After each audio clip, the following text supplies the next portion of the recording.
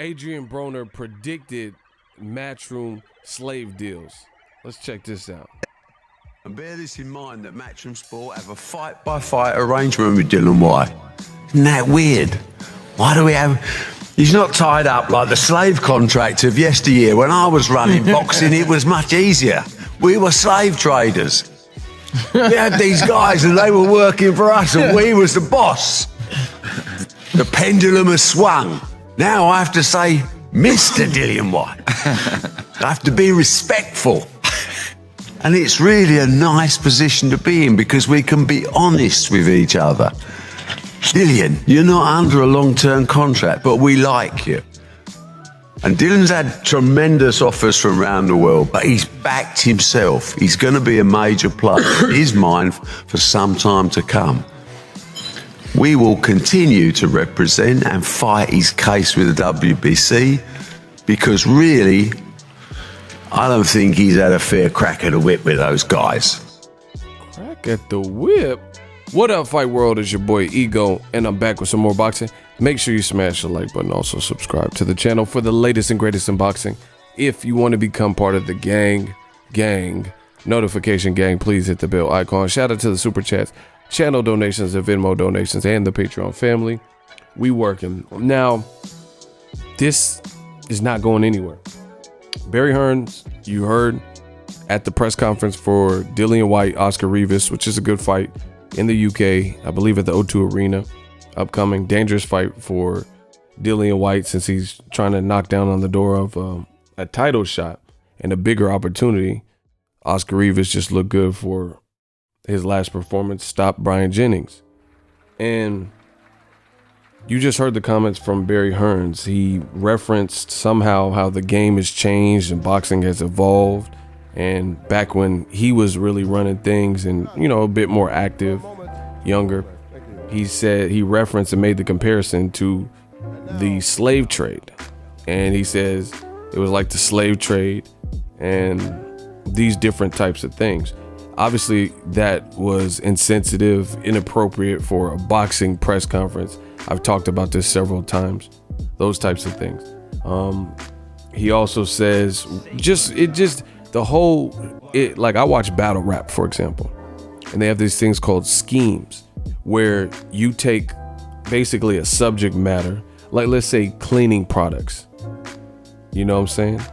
And then you say, man, I spray like Tilex, clear you right up, that's Windex, you know, squeeze with the index, that's Windex, you know, and you start going through and using all these metaphors and analogies and bars and similes that relate to cleaning products. So that's a scheme, you know, because everything kind of falls in line with this genre, if you will. You're talking about cleaning products. You said Tilex and Windex, and I squeeze with my index, those types of things. And then I'll put you in a pine saw bowl right? You get it. That's fabuloso.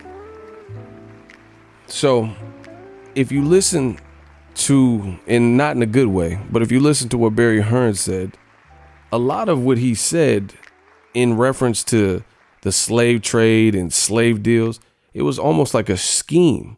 He said slave trade, slave deal, these guys, the WBC's not giving him a crack at the whip.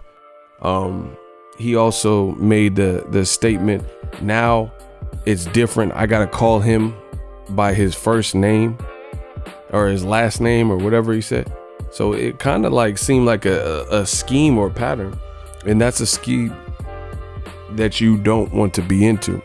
Now, I don't know what they're doing over there in the UK because some people, I haven't really heard the UK, you know, protest outside of like Lennox Lewis by and large. They seem to have swept this under the rug. But in America, it's different. And they're trying to set up shop, Eddie Hearn'S and, you know, Matchroom. They're trying to set up shop in America, and that's not cool, you know? These types of comments, like from the guy from Papa John's and stuff, how is it that people take so much offense to Colin Kaepernick kneeling, peacefully protesting, right? And that's what they have a problem, saying he's being disrespectful. And he's like, hey, no disrespect. I want to bring awareness to, police brutality. A lot of black and brown kids, minorities being shot. And I want to take this time, and peacefully protest. And that becomes a problem. But what Barry Hearn'S said, it seems to get, if I guess you have the complexion for the protection, it seems to get swept under the rug, and we're supposed to forget it and just enjoy what they're giving Canelo Jacobs. Just enjoy the other fights. But I don't think this is going anywhere. I think Barry Hearn'S should apologize. We'll get to Adrien Broner, his past comments. I just think it was inappropriate. We shouldn't be talking about, slavery and then looking at Dillian White. It's not a good setup. It's not a good perception. Now, Eddie Hearn'S was asked about this on the Boxing Voice, and I watched the video, and he looked really uncomfortable hearing the question, in my perception of watching it. And he was like, yeah. And he just basically tried to sweep it on the rug and brush it off as my father didn't do anything wrong. He basically said his conversation or his choice words, he's not copping to the fact that there was a poor choice of words. And the interviewer even asked him that. He said, do you think it was a poor choice of words? And he was like, no, it wasn't a poor choice of words. It's just being taken out of context, and he didn't mean it like that.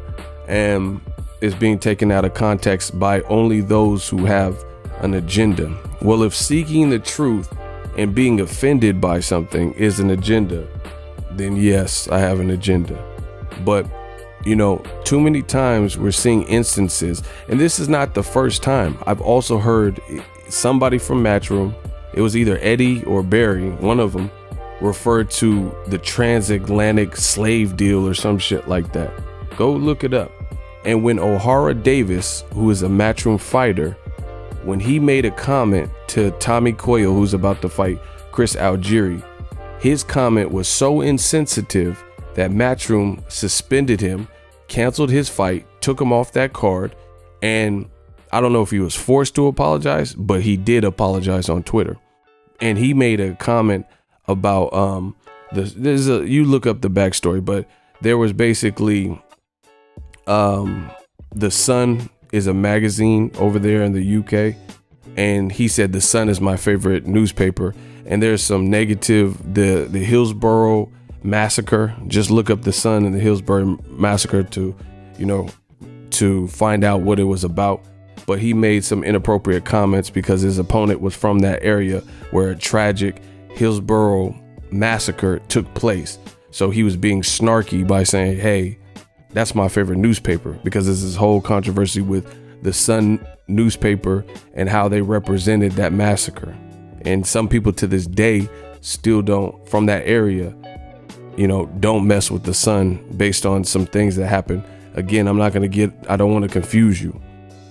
But anyway, the point is this: O'Hara Davis was taken off the card by Matchroom because he offended Tommy Coyle, and he offended the people from the same, region, and just the UK. People like Tony Bellew stood up and expressed his concern, and there's other fighters, Anthony Fowler, these different people.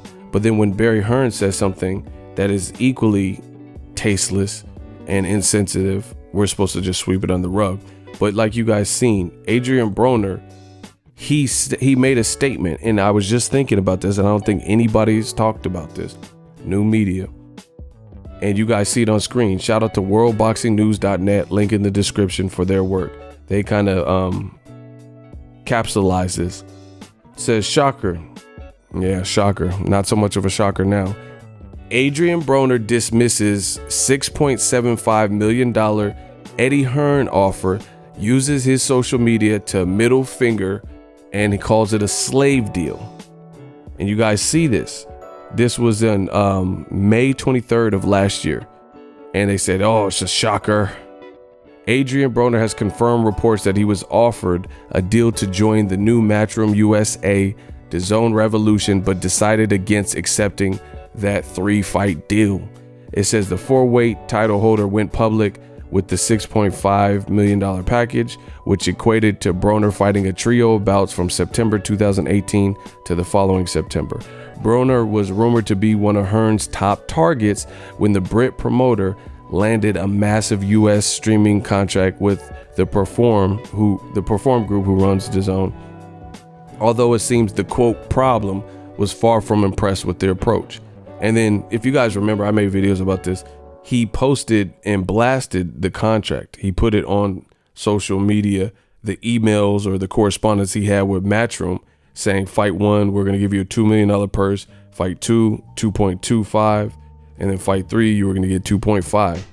Said the American went public, posting the actual email to his Instagram account, leaving Hearn red-faced about being dismissed out of hand by the world 140 to 47 pounder.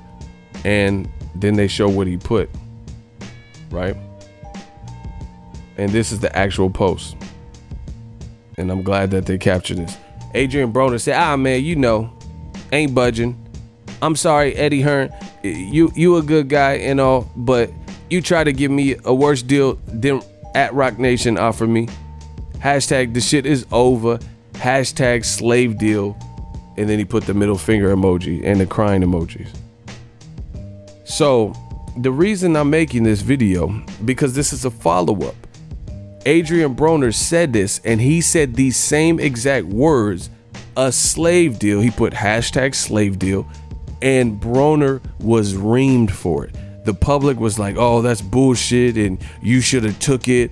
You're an idiot. Why didn't you take the deal? And you already passed up the Rock Nation money, and I bet you regret that, and you're gonna regret this. And because of his choice of words of saying it was a slave deal, right?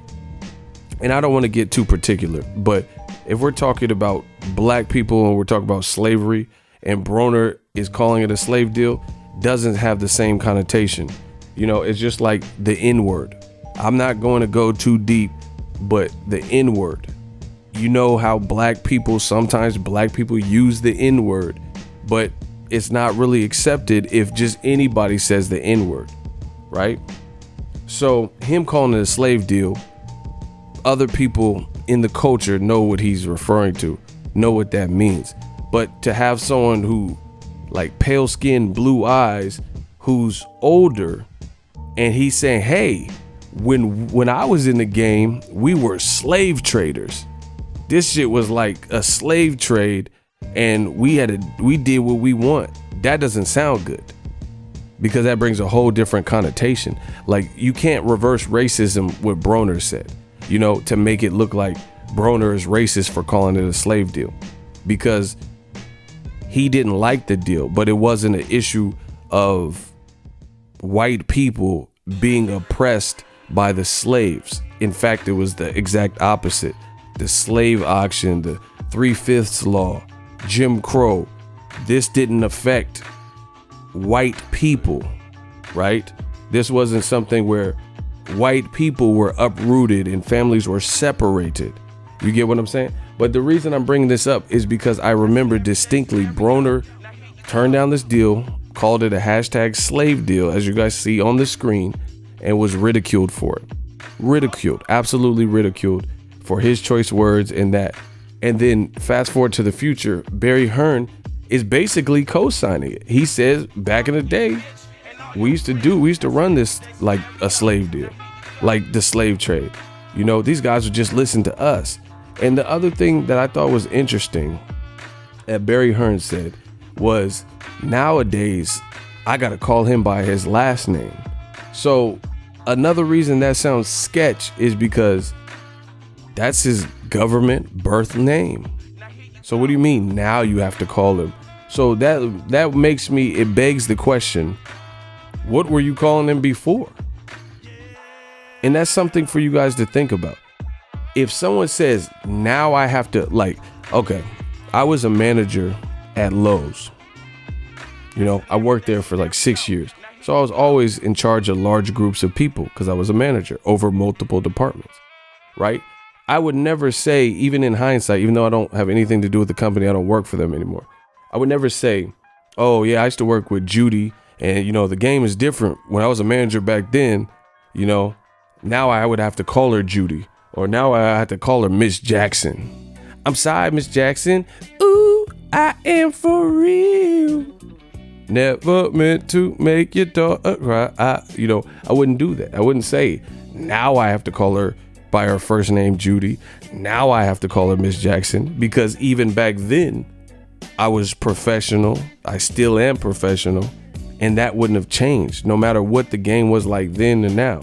So to me, that begs the question, what were you calling people like Dillian White before? And I want to really just leave on that note.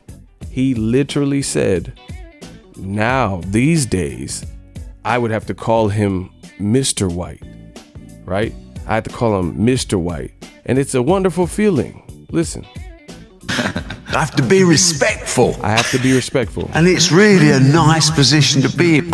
So we was the boss.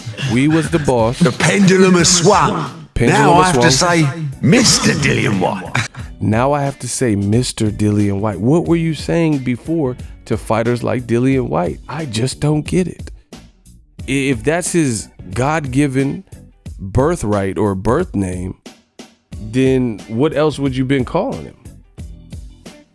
If you're new to the channel, consider subscribing. Make sure you smash the like button as always. Hey, comment, and subscribe. Till next video, is Ego signing off. So if you enjoyed this video and want more content like this on the channel, you can show your appreciation by going to the PayPal donate button or the YouTube support button, and you can donate any amount that you feel is equivalent to the value of this video. Much more to come. Thank you guys for your support. Boxing Ego, the future of boxing.